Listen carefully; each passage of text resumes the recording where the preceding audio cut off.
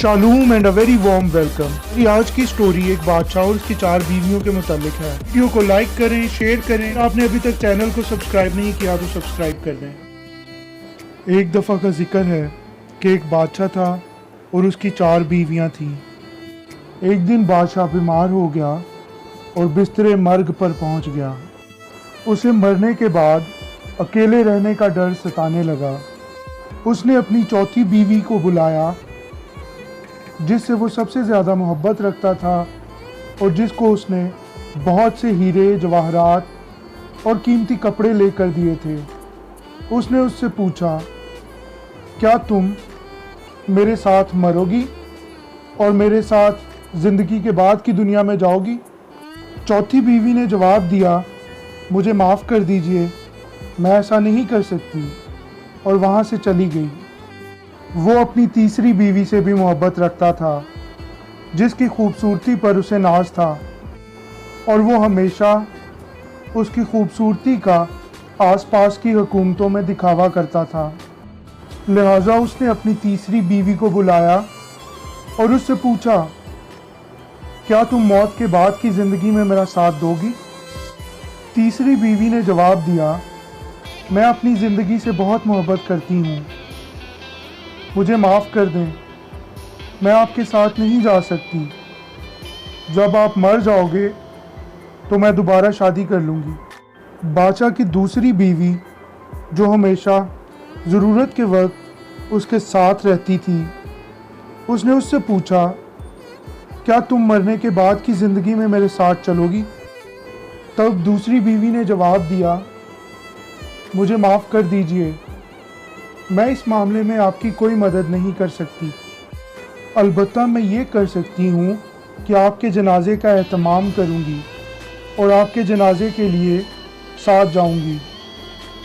अचानक एक आवाज़ आई जो ये कह रही थी, मैं तुम्हारे साथ रहूँगी और जहाँ तुम जाओगे तुम्हारे साथ चलूँगी, यहाँ तक कि मौत के बाद भी तुम्हारे साथ रहूँगी।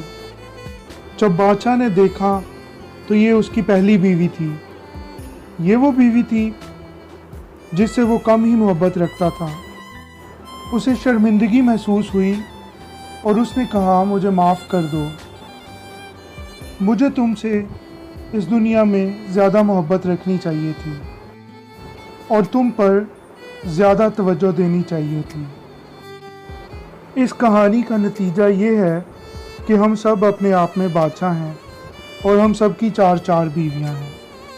हमारी चौथी बीवी हमारा जिस्म है। हमें इसे अच्छे ज़ेवरात और अच्छे कपड़ों से आरास्ता करना पसंद है, लेकिन आखिर में ये सब कुछ हमारे साथ नहीं जाएगा। तीसरी बीवी हमारे मालो दौलत की नुमाइंदगी करती है। हम ज़्यादातर वक्त माल जमा करने में लगे रहते हैं जो यहीं रह जाएगा और दूसरे लोगों में तकसीम हो जाएगा। बिल्कुल उसी तरह जैसा कि तीसरी बीवी ने कहा था कि वो दोबारा शादी कर लेगी। दूसरी बीवी हमारे दोस्त और अहले खाना हैं।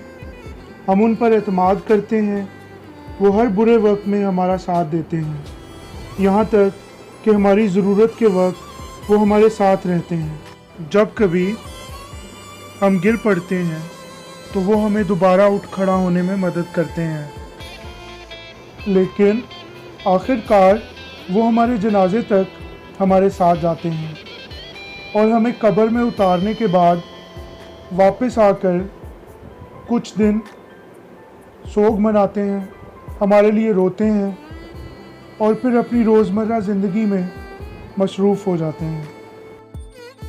किसी के रहने या ना रहने से ज़िंदगी चलती रहती है, जबकि हमारी पहली बीवी हमारी रूह की नुमाइंदगी करती है। आम तौर पर हम अपनी रूह का ख्याल रखने में गफलत से काम लेते हैं। यही वो चीज़ है जो मौत के बाद हमारे साथ जाती है। अपने जिस्म की हिफाजत करें और इसे सेहतमंद रखें। अपने मालो दौलत से जो आपको सुकून पहुंचता है उससे लुत्फ़अंदोज़ हों। अपने दोस्तों और अहले खाना को खुश रखें उस मोहब्बत के लिए जो वो आपसे रखते हैं। लेकिन अपनी रूह की देखभाल करना मत भूलें। अपनी रूह की परवरिश करें। अपने लिए कुछ देर वक्त निकालें। दुआ के लिए वक्त निकालें। अपनी ज़िंदगी पर गौर करने के लिए वक्त निकालें, क्योंकि आपकी रूह ही आपकी तमाम ज़िंदगी का ज़रिया और आपका वफ़ादार साथी है। मुझे उम्मीद है ये कहानी आपकी या आपके किसी प्यारे की ज़िंदगी बदलने के लिए मददगार साबित होगी।